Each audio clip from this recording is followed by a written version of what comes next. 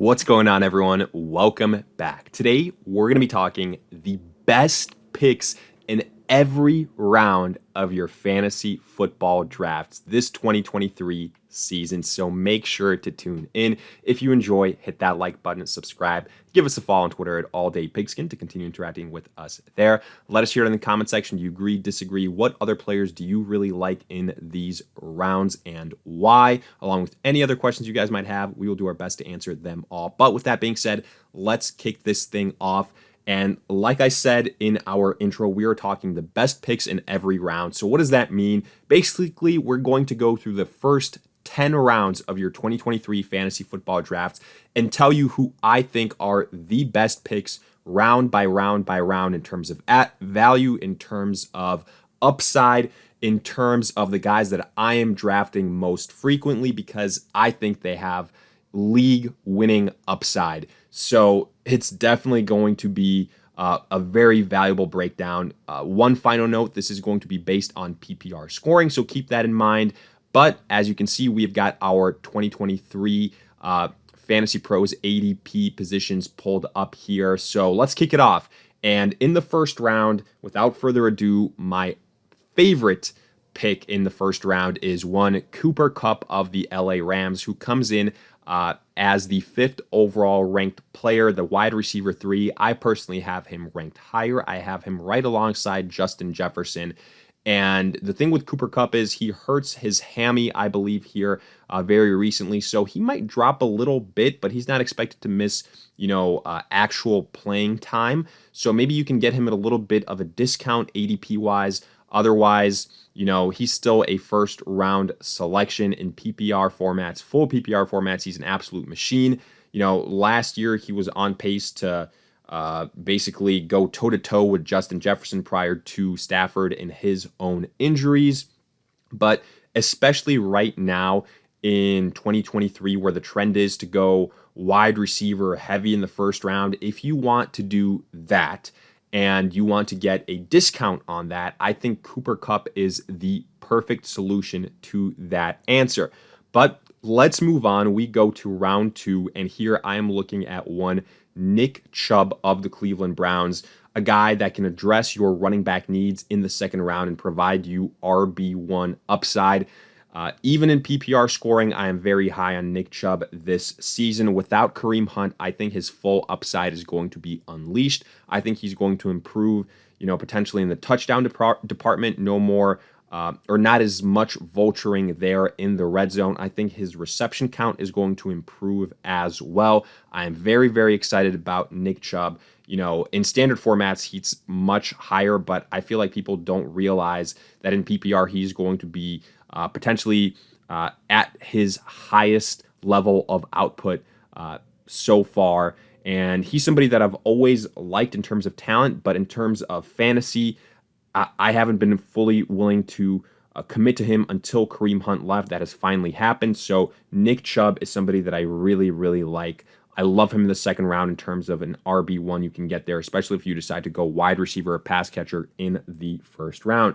But let's move on here. Nick Chubb came in at the 15th overall player. We go to the third round territory, and we are looking at the number 32 overall player here in Chris Olave. So, depending on the size of your leagues, this will be, it'll still be within the range of expectations in terms of what rounds these guys are going. But Chris Olave in the third round, I absolutely love.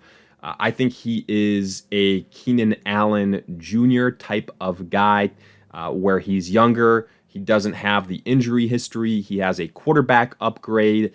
And, his main competition is going to be Michael Thomas for the New Orleans Saints, who I feel like hasn't played in almost 100 years, or at least it feels like that. I think Olave has become the number one guy for the New Orleans Saints. I think especially in full PPR scoring, that he can be a borderline top 10 wide receiver. He showed us the upside in his rookie season. He will only improve.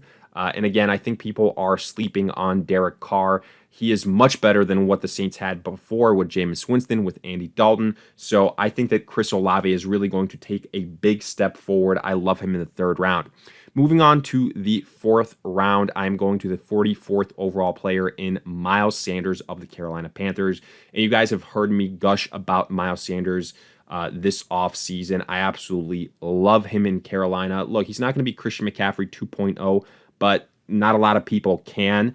Hell, almost nobody can. And Miles Sanders, to me, is going to be Josh Jacobs 2.0. What we saw from Jacobs last year, a guy that was similar type of ADP, 4th round, and finishes as a top 5 running back. I really love the situation for Sanders. Good offensive line. The Panthers invested in him heavily as far as money, as far as years on his deal. And they've always utilized the running back position. I think he's the most versatile running back. He knows that coaching staff. They want to utilize him as a pass catcher as well, like he was used in his rookie season. I think he's going to set career highs this year. I love him in the 4th round. Moving on to the 5th round here, 49th overall, we have got George Kittle. He's right on that border. I think he typically goes, middle of the 5th round, something like that. So there's always going to be small discrepancies with these ADP rankings because, in actual drafts, after the top tight ends go, there's going to be a lull before the next group goes, and some people might not have George Kittle ranked as high, but I really do think that George Kittle, with the emergence of Brock Purdy last season and with the fact that he's expected to be ready to go week 1, I really like Kittle. I think he's the top guy for Brock Purdy. He's that safety blanket for him. I think he's going to get a lot of targets. He's utilized, in the red zone. I liked what I saw from George Kittle once Brock Purdy took over. He became a lot more reliable, and I think he's going to be a top 5 tight end. Getting a top 5 tight end, in the 5th round after you've, hopefully addressed the running back and wide receiver position is something that is very valuable. Guys like Mark Andrews, TJ Hawkinson are going ahead of George Kittle. So while that's happening, I'm going to take advantage of it and, continue to hopefully get George Kittle right around that 5th round range. Then we go down our rankings a little bit here. It's 64th overall, 6th round. We are looking at James Conner of the Arizona Cardinals. And as long as James Conner is healthy, folks, I got news for you. He's a starting running back. He is somebody that's going to get a lot of balls thrown his way. And as long as Kyler Murray returns sooner rather than later, which that's what all accounts are right now, well, James Conner is going to be in, I think, for a very solid season. We saw it last year when he was on the field. He was producing. He had a high floor, and he was getting you, especially in full PPR scoring, double-digit points fairly easily. When he's been healthy, James Conner has been a producer, whether it's been in Arizona, whether it's been in Pittsburgh. So you could argue outside of Marquise Brown that James Conner is the second best or second most reliable pass catcher on this team. I'm very excited about him. So to me, James Conner, somebody that I absolutely love in the 6th round of draft, starting running back there. Then going to the 7th round, we are looking at a teammate of James Conner. That is one Marquise Brown, who comes in here 80th overall. I think he should be ranked much, much higher here, folks. I think he's going to be a PPR machine. And again, this is kind of precedented on Kyler Murray coming back sooner rather than later, and I do think that will be the case. But we saw it last season. I told you guys, Marquise Brown, when DeAndre Hopkins was going to be suspended, was going to see volume like no other. Guess what? That's exactly what happened prior to his injury. And then, unfortunately, Kyler Murray got hurt. But now there's no DeAndre Hopkins. Kyler Murray is going to return at some point this season. Even without Kyler Murray, I still think Marquise Brown is going to see very, very good volume. He should not be ranked as the wide receiver 34. I have him as a top 20 wide receiver. I absolutely love him. Now, looking at the 8th round, we're going to go down here a little bit in our rankings and or ADPs, I should say. We look at Jordan Addison, who's going 93rd overall.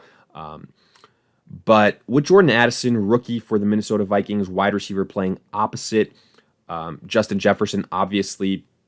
Now, sure, TJ Hawkinson is there. He saw a lot of targets last season once the Vikings traded for him. But now there's no more Adam Thielen, so Addison is the number 2 guy. I don't think all those targets that Hawkinson saw are going to automatically go his way again. I think Addison is going to be that next guy. I think he is somebody that the Vikings are going to trust. I mean, we saw with Justin Jefferson, they trust their rookies as long as they are talented early on. They're going to thrust them into that spotlight. There's going to be opportunities, no more Thielen. They invested high draft capital in him.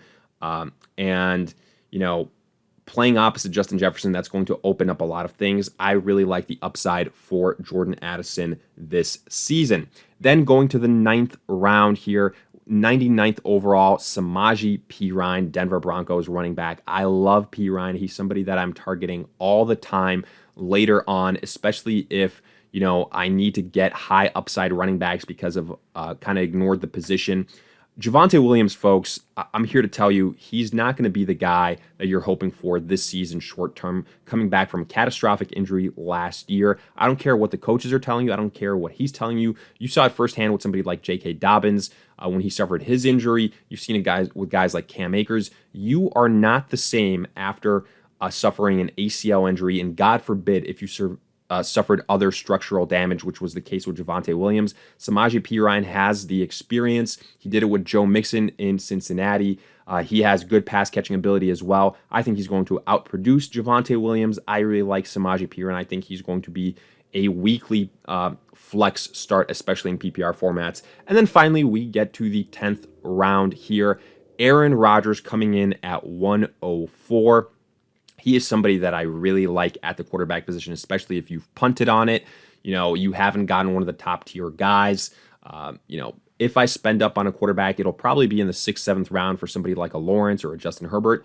But there's a lot of really good value there, like we mentioned previously. So here, looking at the 10th round, a lot of people, you know, Aaron Rodgers older, coming off a disappointing season. I think Aaron Rodgers bounces back big time this season. You've got Garrett Wilson in New York. You've got the addition of Allen Lazard, a lot of guys that he had in Green Bay. You know, while I don't think Breece Hall is going to be himself fully, I do think that the Jets are going to bring in some other veteran running backs, whether it's a Dalvin Cook, Ezekiel Elliott. They can still get the job done.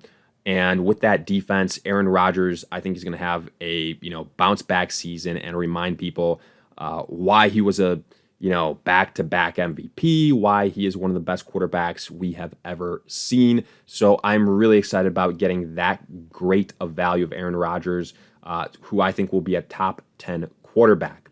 But with that, we wrap up this breakdown of our favorite picks round by round in your 2023 fantasy football drafts.